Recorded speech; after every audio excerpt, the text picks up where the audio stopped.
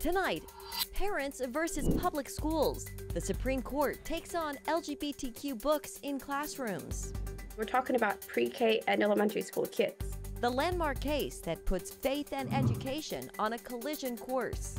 Plus, Hegseth under fire. Allegations of the war secrets leaked in a family group chat. A new national security storm hits the Pentagon. And a global farewell. He's just such a pacemaker, and he was just a wonderful man. Millions remember Pope Francis as Rome prepares for his burial. Plus, a record rise in antisemitism. What's driving the surge across the U.S.? All this and more tonight on Faith Nation.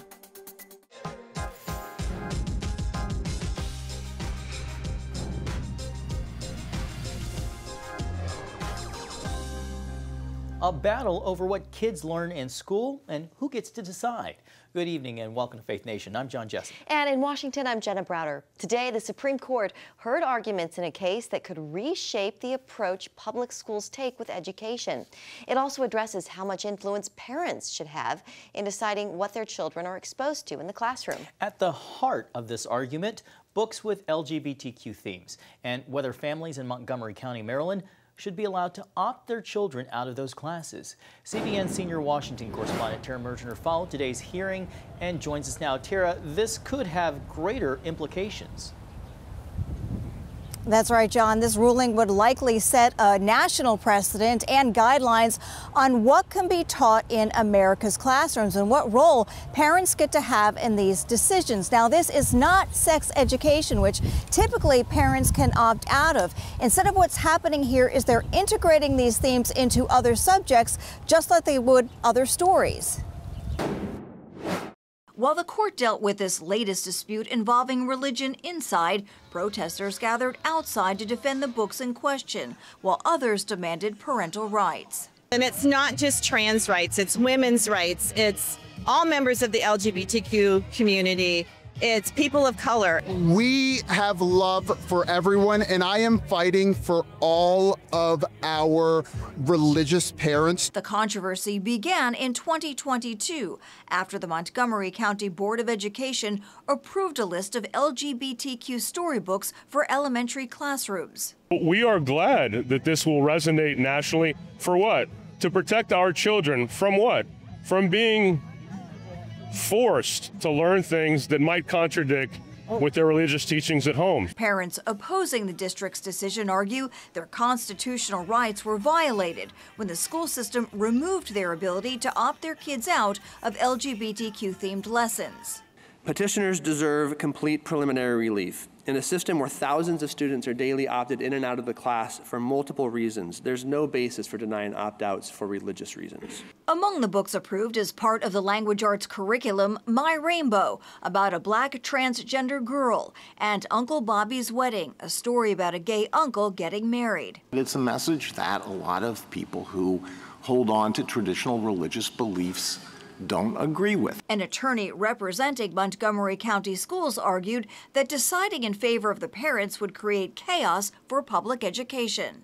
And a constitutional requirement to provide opt-outs from anything someone finds religiously offensive would mean public schools must find alternative classrooms, supervision for young students, and substitute lessons each time a potentially offensive topic arises. Justice Sonia Sotomayor pressed attorneys for specifics on the nature of the parents' objections. Is looking at two men getting married, is that the religious objection? Again, it would depend on the individual beliefs of the clients. For example, many parents would object to their child being exposed to something like pornography or We're not going there. Montgomery County argues that the stories touch on the same themes as classic fairy tales and say opt-outs are unmanageable and disruptive. The lower courts agreed. Now the justices must weigh how much exposure to certain ideas amounts to coercion or simply part of a public education. What are the ages of the children who are involved here?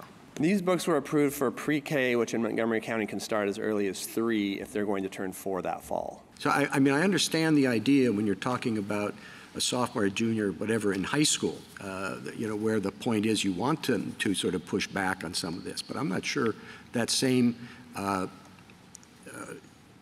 qualifying factor applies when you're talking about 5-year-olds. Justices pressed both sides on where to draw the line between religious liberty. Does that suggest a hostility toward religion? And inclusive education. And I'm just curious if you think lines can be drawn and where they would be drawn and on the basis of what First Amendment doctrine they would be drawn. Whose interests are we concerned with here? Is it the interests of the children or is it the interests of the parents? And a decision is expected by the end of June, and with it the potential to reset the national conversation around parental rights and classroom content in the public school setting. John and Jenna. All right, Tara Merchner at the Supreme Court. Tara, thank you. Thanks, Tara. Well, meanwhile, crisis at the Pentagon. Defense Secretary Pete Hegseth is denying new reports that he shared sensitive military plans in a second Signal chat, this time with friends and family. The Secretary's team says it's all part of a smear campaign arranged by a recently dismissed Pentagon employee. But one official who resigned just last week says the Pentagon is in a full-blown meltdown.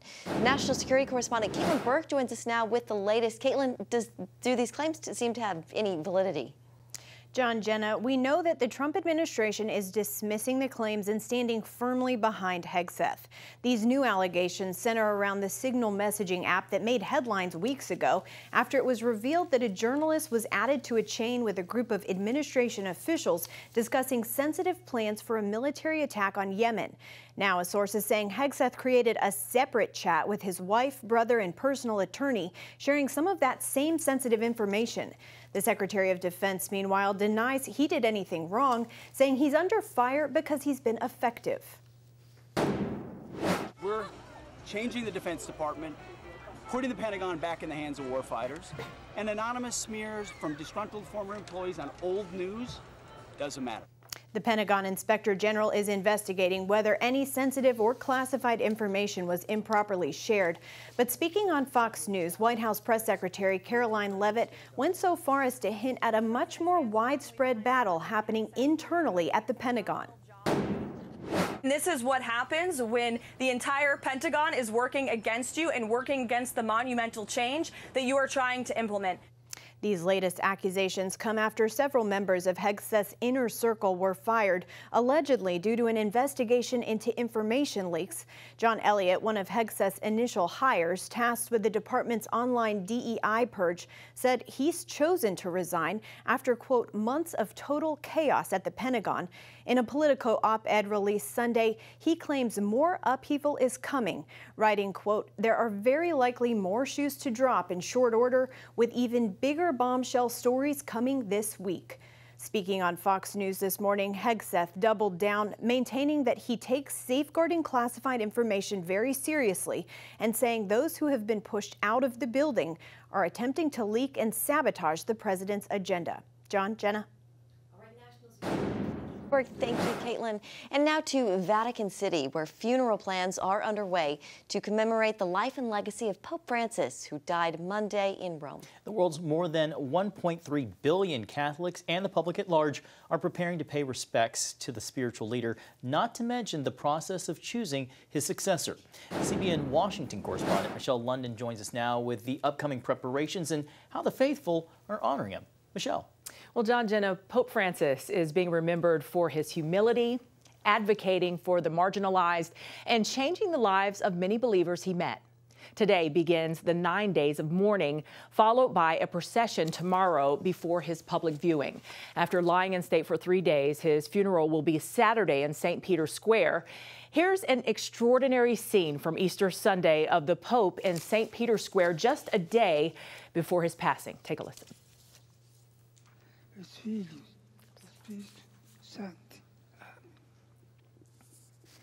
The Pope whispering there in Italian, "Dear brothers and sisters, happy Easter," while making what would be his final public appearance. Meanwhile, this has been the scene throughout the day where pilgrims and tourists now gather. A few tourists visiting the Basilica had this to say. Take a listen. I am sure the Christian community will rise from this sad news. This is so crucial today to come together, all communities, and be as one through these hard times when all news now trying to separate us as communities. I think this is a land point to say, let's get together, let's be sad all together for this huge news. And yeah, this is time to be together. And I think his message to political leaders is very important. And I think that the papacy will continue to have influence on world leaders. As the news spread there, you can hear the chimes resounding in churches from the Pope's native Argentina to the Philippines and across Rome. Francis died Easter Monday from a cerebral stroke that put him in a coma with irreversible heart failure. In his will, Pope Francis made a simple request, asking only to be buried in a wooden coffin at St. Mary Major Basilica in Rome. He will become the first pope buried outside of the Vatican in over a century. As the Pope lies in state, the Vatican says people will have a chance to say farewell in person. The conclave to replace a pope typically begins 15 to 20 days following his death, although no details have been released on this just yet. All right, thank you, London. And coming up, a new report shows anti-Semitism at an all-time high, why Jewish leaders say the crisis is escalating.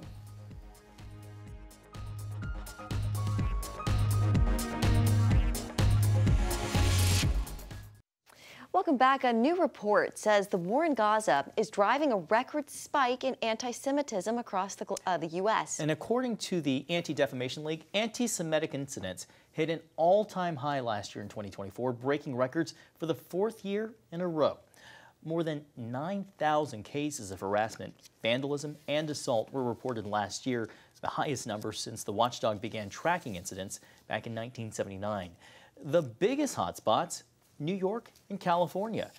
Analysts say most of the incidents were tied to Israel or Zionism, often surfacing at anti-Israel rallies on college campuses. The ADL also pointed to white supremacist groups as a major source of the hate, adding this warning that the real numbers may be even higher since many incidents go unreported. Well, Ellie Kohanim joins us now. She is a Middle East expert and the former U.S. Deputy Special Envoy to combat anti-Semitism. Ellie, welcome. Great to see you. So in this new report from ADL, what stands out to you most? Well, Jenna, John, it's wonderful to be with you as always. What stands out to me is the fact that the report also states that we've seen a lot of pro-terror activity on our campuses and on our city streets. And I think this should be alarming to all Americans. We've all seen the footage on television news, including your own coverage, where there are people who are literally waving the flags of foreign terrorist organizations like Hezbollah and Hamas, or wearing the headbands of these organizations. And so this is a threat to all of us in the United States. It's a national security threat to all Americans to understand that there are people here who are supporting foreign terrorist organizations. And it's exactly the reason why the Trump administration is taking the actions that it is to deport those who are here, who are breaking the terms of their visas, and also to hold the universities accountable for this, allowing this kind of activity to flourish on their campuses. You know, the ADL report hinted at this. Why do you think college campuses have become major hotspots for anti-Semitism? And with Harvard now suing the Trump administration over funding cuts, what does that say to you about how schools and the government are handling the issue? I think what it shows us about our universities and academia is that for too many years, I think we can trace this back to the 1960s even, we've allowed academia to be hijacked by a radical left kind of Marxist ideology where it's professors bringing in other professors who share the ideology and giving them tenure and making it incredibly difficult for viewpoint diversification, which is something that the Trump administration is fighting the universities on right now as we speak. Now, in terms of Harvard, I want to remind our audience that Harvard University has an endowment of over $50 billion. That's greater than the GDP of over 100 countries in the world. And so the notion that Harvard is suing the U.S. government so that they can get our taxpayer dollars is just nerve upon nerve. All Harvard had to do to date was just fight the anti-Semitism on their campus, fight this pro-terror movement that's flourishing on their campus. And they've not only failed to do do so, but they've decided that they're going to fight the Trump administration instead. It's a real shame and disgrace for what's considered our most elite universities in this country. Yeah, Ellie, as someone who's worked on this issue on a global level, is this spike in anti-Semitism unique to just the U.S., or is it a broader international trend? Jenna, sadly, it is a broader global trend. Since October 7th, we've seen that there is this pro-Hamas movement that's taken over countries around the globe. And Jenna, it's also state-sponsored. So we've seen even our own DNI under the Biden administration came out and told the American people that the Iranian regime has funded and coordinated some of this activity. We know that there's other radical Islamist forces in the Middle East that are, again, funding and organizing this activity around the world. And so this is a serious effort by countries. It's not any kind of an organic grassroots movement, which is what these governments would have us believe it is. Real quickly, what's your message to those Jewish Americans in the face of these rising numbers, if you can, in a sentence or two? Well, I think that sadly, Jewish history has us persecuted throughout time, but staying strong to the Jewish faith, staying strong to the tradition is what's held us through the thousands of years, through millennia, and we need to stay strong in our Jewish identity. And I'm always grateful to CBN for having the conversation. All right, we're going to have to leave it there. Ellie Cohen, we're always grateful to have you and your insights. Have a great night. Thank you, too. Coming up, millions of Christian migrants face deportation, why church leaders warn it could devastate families and the American church. A new report reveals that millions of Christian immigrants could be swept up in the Trump administration's latest deportation policies. That's right. Faith leaders across denominations are raising concerns, saying the impact could be devastating, not just for families, but for the future of the church in America. Brody Carter has the story. The report is called One Part of the Body, and it says 80% of immigrants vulnerable to deportation identify as Christians, mostly Catholic and evangelical. The president's order could affect more than 10 million people who identify as Christians, including those with temporary protections like DACA recipients, TPS holders, and asylum seekers. And it's important to note that the deportation efforts that are taking place now are beginning to extend to people who had legal status when President Trump took office. These faith groups claim that 1 in every 12 Christians in the U.S. could face removal or have a family member deported. El Paso Bishop Mark Seitz says Catholic teaching calls for immigration reform that is just and compassionate, promoting the sanctity of family as a foundation of society. The people who are coming are people who uphold values that we've in the past considered central to our country. Others in the evangelical community, including Reverend Samuel Rodriguez, who recently met with President Trump at the White House, says the policy is aimed at criminal actors, not faithful immigrants. There is no intentional targeting of good, God-fearing people who have been here for decades. The target priorities are those involved in nefarious activities, the criminal element, like the pedophiles and the child abusers, literally raping children. But there are complicated cases that pit the law versus compassion, like Gladys and Nelson Gonzalez. In 2001, the couple reportedly had exhausted all legal options and appeals to remain in the country and were required to check in regularly while they prepared to leave. When they made their appearances at an immigration court, they were arrested, handcuffed, and detained for 3 weeks before being deported. There was no explanation as to why they were detained. No justification for why they put my parents in handcuffs from their wrists down to their ankles, and there was no information given as to where they would be going. After 35 years in the U.S. seeking a legal way to remain, they were sent back to Colombia. Gonzalez, a former youth pastor, says her family's faith holds them together. My hope and prayer is that there would be a shift and change of heart in this current administration to see immigrants as human beings made in the image of God. While the numbers in this report are sobering, but when the church realizes that it's real people like Stephanie and her family who are affected, is when this issue will come to light. It is unfortunate that good people may be caught up, that came in here illegally in the last 4 years, that good Christian people may be caught up in what should never have been the circumstance in the first place. The report is a call from Christian leaders across denominational lines urging the president to reconsider his strategy. And immigrants coming from parts of the world like Latin America or Africa, Asia, they're coming from parts of the world where the church is actually thriving. And so not only are they bringing that thriving faith and contributing to America, they're also contributing to the vibrancy of the church in America. The report warns that as Christianity continues to shift globally, the U.S. church will become more dependent on immigrant believers, and deporting millions of Christian immigrants could accelerate church decline. I'm Brody Carter, CBN News. Important reporting. Thank you so much, Brody. Well, still ahead, a dream day on the racetrack. Doesn't look like it. That's next on Faith Nation.